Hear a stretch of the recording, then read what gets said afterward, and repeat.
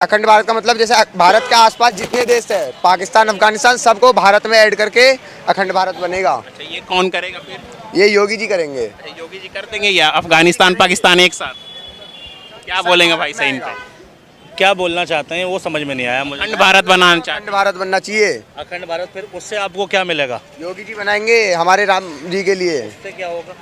उससे होगा कि पूरी दुनिया में बस देखो ये जो तो हिंदू है, हो? हाँ हम हिंदू है। अच्छा, क्या होता है हिंदू साहब?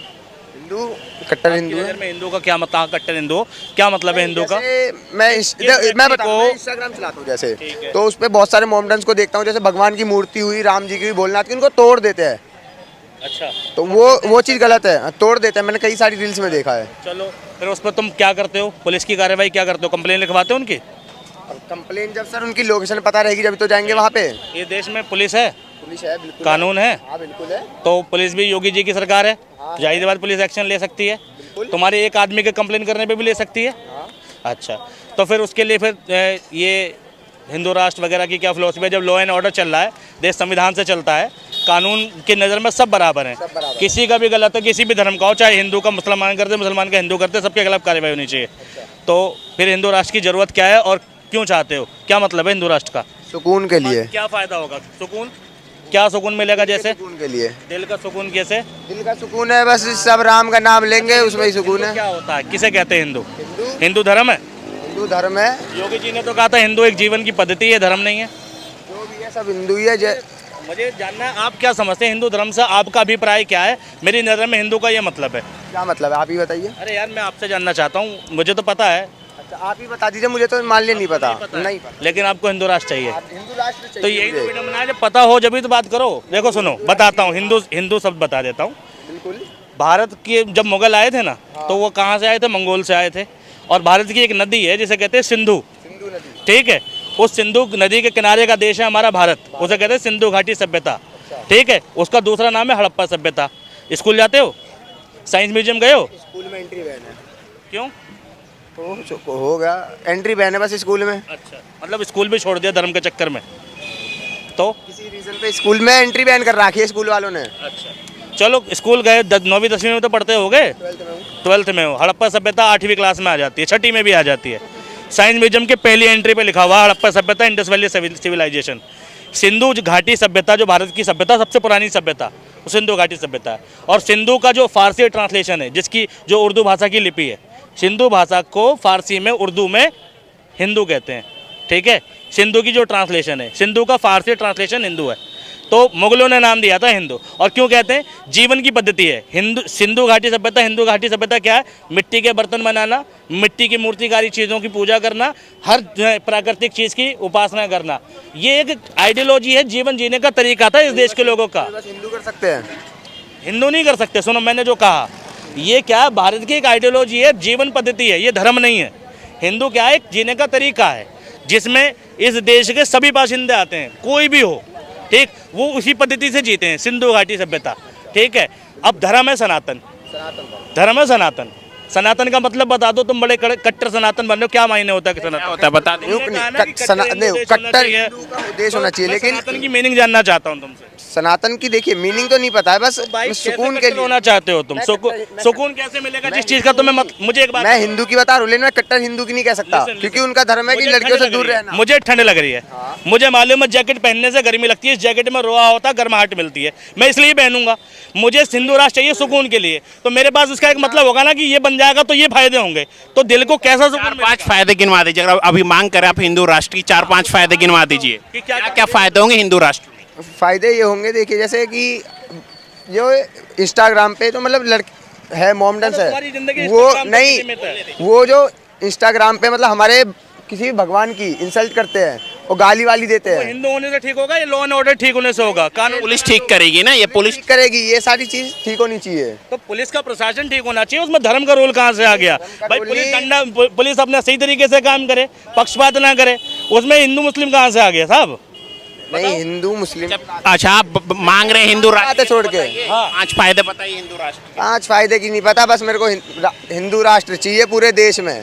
फायदे वायदे की नहीं पता मेरे को। चाहिए, मैंने पूछा ना सनातन हिंदू राष्ट्र, मैंने बता दिया हिंदू राष्ट्र ऑलरेडी है, क्योंकि सिंधु घाटी के किनारे रहते हैं, सिंधु की फारसी ट्रांसलेशन हिंदू है, जीवन जीने का तरीका है हिंदू।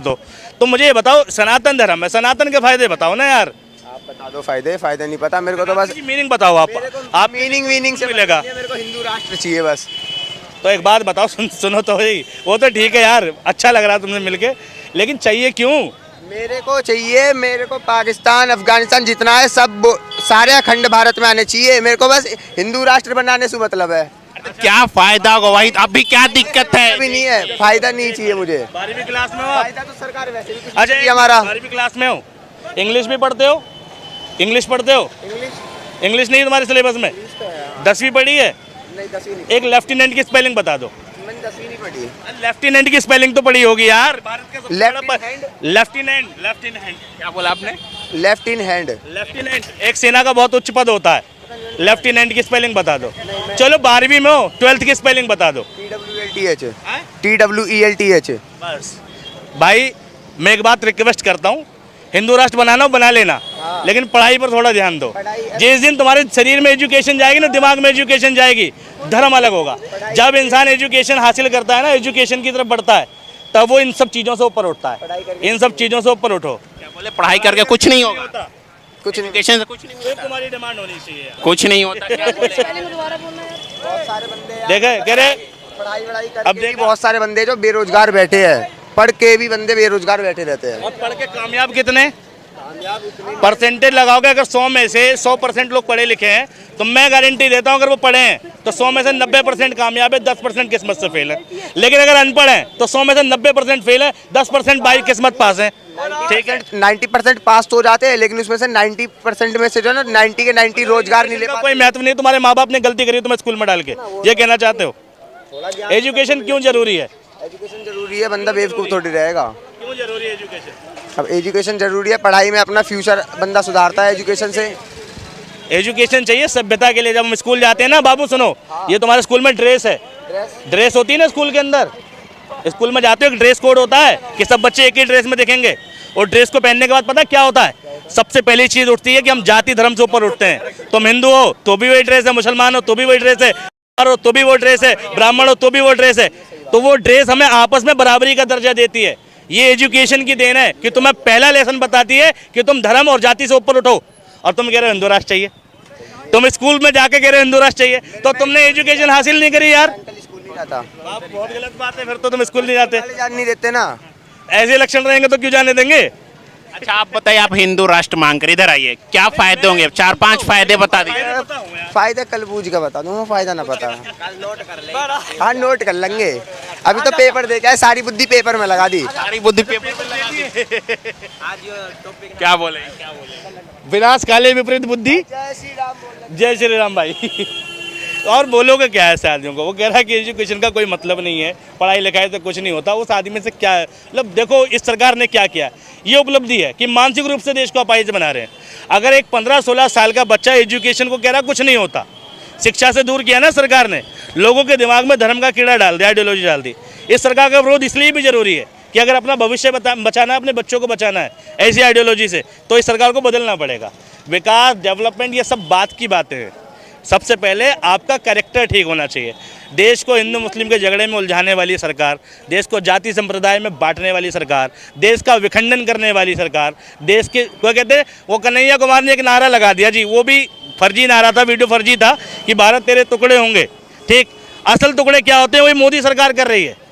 मोदी सरकार ने इस देश को जगह जगह पंथ निरपेक्ष, पंथ धर्म में, जाति समुदाय में बांट दिया। हर आदमी अपने, अभी पहले, इससे पहले नहीं मिलता था, जय राजपूताना, जय ब्राह्मण, ठीक है, वह भीम आर्मी, ये इस सरकार से पहले क्यों नहीं मिल रहे थे 2014 से पहले देखने को? किसी को दलित होने पे गर्व है, किसी को अम्बेडकरवादी होने पे गर्व है, किसी को ब्राह्मण होने पे गर्व है, किसी को राजपूत होने पे गर्व है। 2014 से पहले दिखाओ मुझे ऐसा कुछ था तो? नहीं था ना। किसी को हिंदू होने पे गर्व है, गाड़ियों पे हिंदू, गाड़ियों पे सैफी, गाड़ियों पे अंसारी, ठीक है, गाड़ियों पे ब्राह्मण। क्यों है इन चीज़ों की जरूरत? देश पे लिखो ना, अगर तुम लिख सकते हो लिखो शिक्षित राष्ट्र, लिखो शिक्षित, ठीक है, आगे अपना नाम लिखो, शिक्षित अनुज कुमार, शिक्षित अभिषेक। जिस दिन इस देश के लोग जाति धर्म की जगह शिक्षा लगाएंगे ना अपने आगे, उस दिन बात होगी। इन सब चीज़ों की जरूरत ही नहीं है। इस सरकार को बदलना इसलिए जरूरी है। भाई तो बोल रहे थे हिंदू राष्ट्र या अखंड भारत बनाएंगे। मैंने बोला ना, हिंदू राष्ट्र की डेफिनेशन बता दो, क्यों चाहिए बता दो। जिसको चाहिए उसको भी नहीं पता वो क्या मांग रहा है।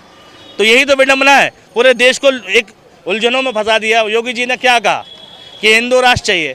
योगी जी का खुद बयान है एबीपी न्यूज़ पे कि हिंदू राष्ट्र का मतलब धर्म से नहीं है, लेकिन लोग धर्म के चश्मे से देख रहे हैं। शानी भी बोला है ऐसा। हिंदू क्या जीवन शैली है, ये भारतीय लोगों की जीने का तरीका है। तुम देखते हो हिंदू धर्म में भजन है, ठीक है, मुसलमान धर्म में कव्वाली है, वही ढोल है, वही हारमोनियम है, वही मजीरा है, गाने का तरीका बदल गया लेकिन है तो ताल वही ना। एक बहुत अच्छा भजन वायरल हो रहा है, ये चमक ये दमक फुलवन में महक सब कुछ सरकार तुम्हीं से। ये भजन भी है, गूगल पे कर लेना, ये भजन भी है, ये कव्वाली भी है, ये नात भी है, नजम भी है। ये मुस्लिम धर्म में भी चलती है, हिंदू धर्म में भी चलती है, ठीक है, और दोनों तरीके से चलती है। लोगों को अगर नहीं पता हो तो सर्च करो, ये चमक ये धमक ये फुलवन में महक, इसको आगे डालना कव्वाली तो तुम्हें कव्वाली भी मिलेगी, इसको डालना भजन तो भजन भी मिलेगा। सबसे पहले विनोद अग्रवाल ने गाया था, ठीक है, और उसके बाद यही तो हिंदू धर्म की आइडियोलॉजी कि मुसलमान भी उसी तरीके से अपने प्रे कर रहा है। कहते हैं वो अजमेर में एक दरगाह है, ख्वाजा मोइनुद्दीन चिश्ती जब आए थे तो सबसे पहले उस आदमी ने कहाँ नमाज पढ़ी अपनी, एक मंदिर के आगे पढ़ी, ठीक है, क्यों? और फिर उन्होंने देखा कि यहाँ के लोग अपने धर्म को ऐसे मानते हैं तो वहाँ से कव्वाली की प्रथा आई, ठीक। अभी अमीर खुसरो कौन है? देश का पहला नज़म लिखने राइटर, उर्दू ज़बान का स्टार्ट करने वाला, उसने क्या किया? भजन स्टाइल में कव्वाली चालू करे। तो धर्म में कोई विभेद नहीं है, हिंदू मुसलमान का कोई झगड़ा नहीं है, सिर्फ ये नेता बदलने चाहिए। इन चंद नेताओं ने देश का माहौल ख़राब कर दिया, फिर वो चाहे कोई भी हो, ठीक है। देश के माहौल को सुधारने के लिए बदलाव जरूरी है। वीडियो को शेयर करें, चैनल को सब्सक्राइब करें। धन्यवाद।